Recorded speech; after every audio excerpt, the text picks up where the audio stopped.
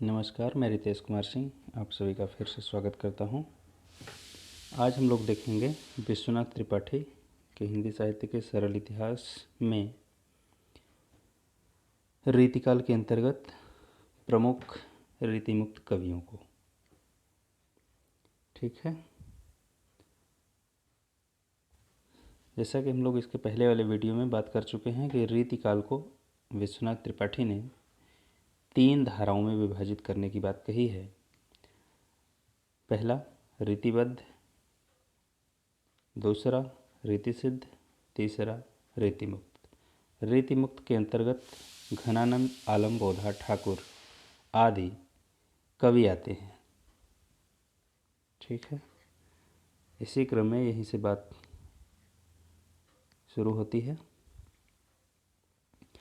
देखते हैं घनानंद की प्रमुख रचनाओं पर बात करेंगे। पहले घनानंद की प्रमुख रचनाएं सुजान सागर, सुजान संबोधन, विरह लीला, कोकसार, रसवेली, रसकेली, वल्ली और कृपा कांड।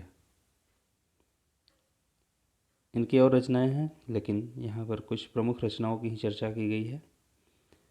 ध्यान रखने वाली बात है कि सुजान कौन थी? इनकी प्रेमिका थी। उन्हीं के कह सकते हैं नाम को ध्यान में रख करके इन्होंने कुछ अपने ग्रंथों का भी नामकरण किया है। ठीक है, इनका प्रेम वास्तविक प्रेम था। आगे चलते हैं। त्रिपाठी जी कह रहे हैं कि ये इम्पोर्टेंट लगा लीजिएगा, ये प्रेम की मस्ती विशेषतः वियोग श्रृंगार के कवि हैं। 2 बातें कही हैं उन्होंने। घनानंद के संबंध में बात करते हुए त्रिपाठी जी कह रहे हैं कि ये प्रेम की मस्ती विशेषतः वियोग श्रृंगार के कवि हैं। पूछा जा सकता है आपसे, ये प्रेम की मस्ती विशेषतः वियोग श्रृंगार के कवि हैं, कथन किस विद्वान का है? तो विश्वनाथ त्रिपाठी। इनके संबंध में आचार्य शुक्ल जी क्या कहते हैं?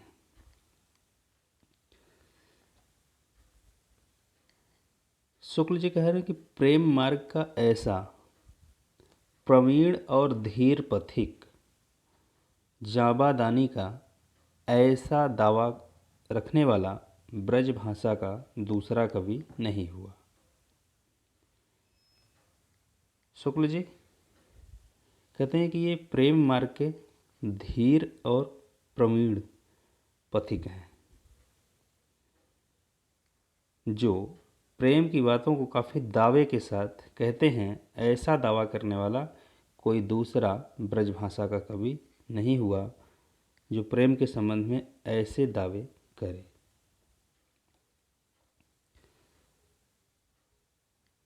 शुक्ल जी एक बार फिर घनानंद पर बात करते हुए कह रहे हैं कि घनानंद लाक्षणिक मूर्तिमत्ता और प्रयोग वैचित्र्य का कवि कहा है।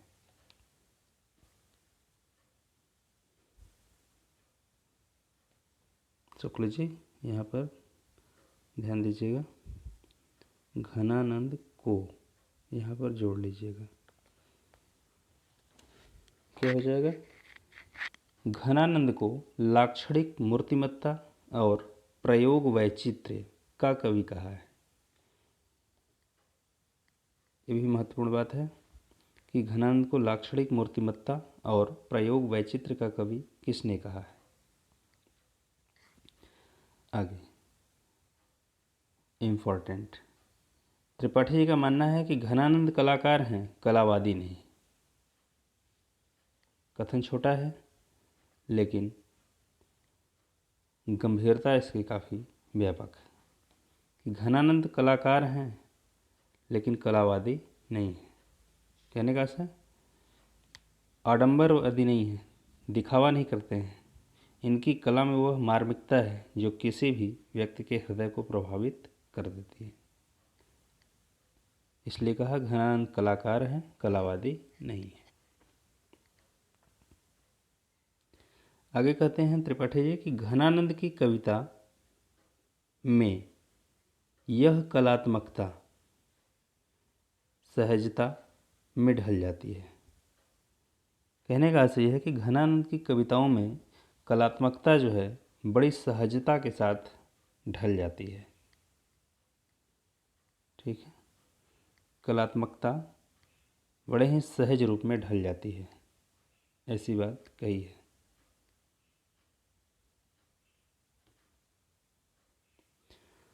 आगे इस काव्यधारा के अगले कवि पर बात हो रही है, जिनका नाम है आलम। आलम के संबंध में कह रहे हैं कि आलम का काव्य ही नहीं, जीवन भी स्वच्छंद एवं मुक्त था।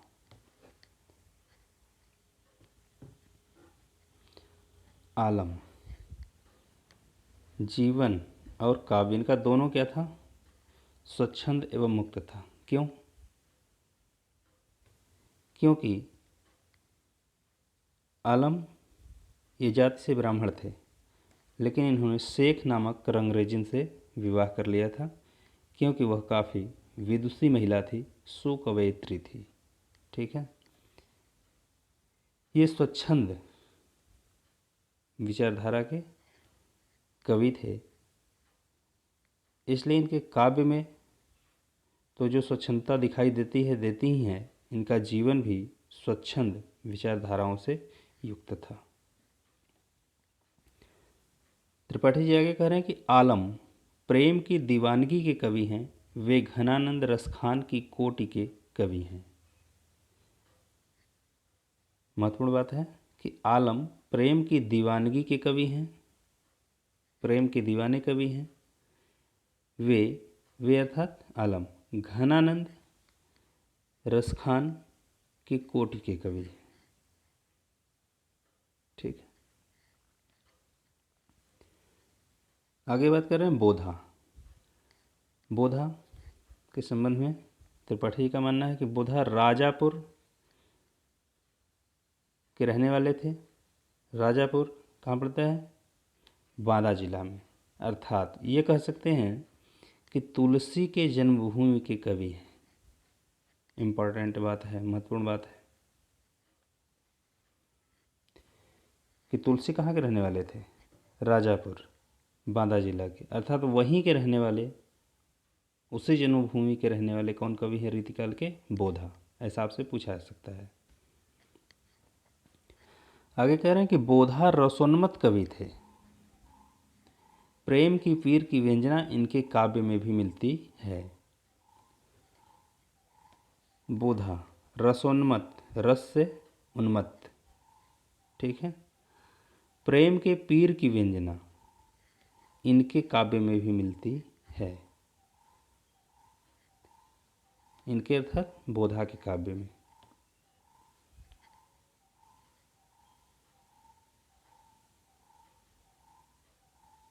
आगे बात होती है ठाकुर पर। ठाकुर कौन थे? रीति मुक्त धारा के प्रमुख कवियों में इनका भी नाम आता है। आगे देखते हैं। आगे कहा गया कि हिम्मत बहादुर द्वारा अपमानित होने पर ठाकुर ने भरी सभा में अपनी म्यान से तलवार निकाल लिए थे। ठीक है, ये काफ़ी कह सकते हैं कि उग्र स्वभाव के व्यक्ति थे। हिम्मत बहादुर कौन थे? पद्माकर के संबंध में इनकी बातें हुई थी। पद्माकर के भी आश्रयदाता रहे हिम्मत बहादुर। अपनी सभा में, उनकी ही सभा में ये भी रहते थे और किसी बात को लेकर के उनके द्वारा अर्थात हिम्मत बहादुर के द्वारा ठाकुर का अपमान हुआ, जिसके प्रतिशोध में, जिसके परिणाम स्वरूप इन्होंने उसी भरी सभा में ही उनके ही दरबार में म्यान से तलवार निकाल लिए थे। ठीक, आगे कह रहे हैं ठाकुर के संबंध में कि ठाकुर मध्यकाल के उन दुर्लभ कवियों में से हैं। ठाकुर मध्यकाल के उन दुर्लभ कवियों में से हैं जिनकी प्रेम की अनुभूति आधुनिक है। इम्पॉर्टेंट लगा लीजिएगा।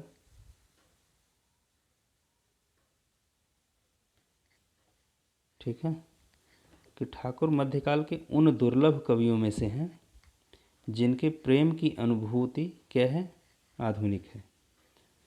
आपसे इस तरह से क्वेश्चन पूछा जा सकता है कि ऐसा रीतिकाल का ऐसा कौन सा कवि है जिसके प्रेम की अनुभूति आधुनिक है, तो ठाकुर।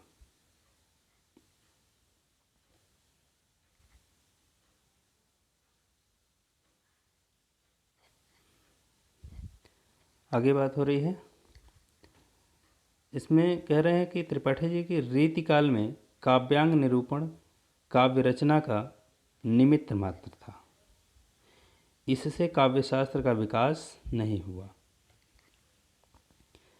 रीतिकाल में काव्यांग निरूपण जो है ना, यह काव्य रचना का निमित्त मात्र था, निमित्त कारण, इससे काव्यशास्त्र का विकास नहीं हुआ। कहने का अर्थ ये है कि रीतिकाल में जो काव्यांग निरूपण हुआ वह रचना करने का एक बहाना था, इससे काव्यशास्त्र का कोई विकास नहीं हुआ, क्योंकि जो भी काव्य शास्त्र को प्रस्तुत करने वाले रीतिकालीन कवि थे वे सिर्फ अनुकरण किए थे, नकल किए थे, उनमें मौलिकता का सर्वथा अभाव था। इसलिए त्रिपाठी जी का यही मानना है कि रीतिकाल में काव्यांग निरूपण काव्य रचना का निमित्त मात्र था, यानी कारण या बहाना था, इससे काव्यशास्त्र का विकास नहीं हुआ। आगे चलते हैं। आगे एक महत्वपूर्ण बात है कि विकसित गद्य का अभाव, क्या विकसित गद्य का अभाव वास्तविक काव्यांग निरूपण न हो पाने के कारण है। जैसा कि आप सभी को पता है कि रीतिकाल तक गद्य का विकास नहीं हो पाया था। इसका कारण बतलाते हुए त्रिपाठी जी कह रहे हैं कि वह इसका वास्तविक कारण क्या था, कि वास्तविक जो है काव्यांग का निरूपण नहीं हुआ था। अब कहेंगे काव्यांग का निरूपण तो कर रहे थे, लेकिन काव्यांग का निरूपण कर रहे थे लेकिन उसमें मौलिकता नहीं थी, वह एक पृष्ठपेषण था संस्कृत काव्यशास्त्रियों का। इस कारण उस समय तक गद्य में कोई विकसित प्रभाव देखने को नहीं मिला था। आगे देखते हैं। द्विजदेव, द्विजदेव की बात हो रही है। द्विजदेव भी पद्माकर मतिराम की ही परंपरा के कवि हैं, कहने का आशय श्रृंगारी कवि हैं। ठीक है, इनके संबंध में आचार्य शुक्ल देखिए क्या कहते हैं।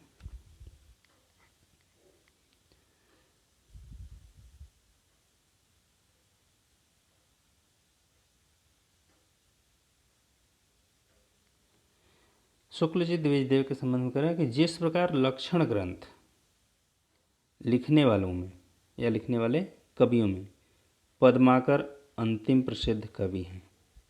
लक्षण ग्रंथ यानी काव्यांग निरूपण करने वाले कवियों में जिस तरह पद्माकर उस परंपरा के अंतिम कवि या उस श्रृंखला के अंतिम कवि हैं, उसी प्रकार समूची श्रृंगार परंपरा में इनकी सी सरस और भावमयी फुटकल श्रृंगारी कविता फिर दुर्लभ हो गई। इसको सीधे और सरल शब्दों में कहें तो कह सकते हैं कि जिस प्रकार लक्षण ग्रंथ लिखने वाले कवियों में पद्माकर अंतिम कवि हैं, ठीक उसी प्रकार से संपूर्ण श्रृंगार परंपरा में यदि देखा जाए तो द्विजदेव अंतिम कवि ठहरते हैं। ठीक है, रीतिबद्ध रीति सिद्ध रीति मुक्त की बात नहीं हो रही है। पहले कहा इन्होंने कि जिस तरह लक्षण ग्रंथ लिखने वाले कवियों में पद्माकर अंतिम कवि हैं, ठीक उसी प्रकार से समूची श्रृंगार परंपरा में देखा जाए तो द्विजदेव भी अंतिम कवि माने जाते हैं, ठहरते हैं। आगे देखते हैं। द्विजदेव ने श्रृंगार के सहज और सामान्य चित्र खींचे हैं।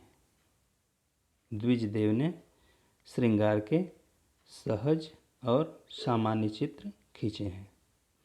ऋतु वर्णन में इनका हृदय खूब रमा है। ध्यान देने वाली बात यह है कि द्विजदेव श्रृंगार के तो कवि हैं, सहज और सामान्य चित्र तो खींचे हैं, साथ ही ऋतु वर्णन में इनका मन काफ़ी रमा है।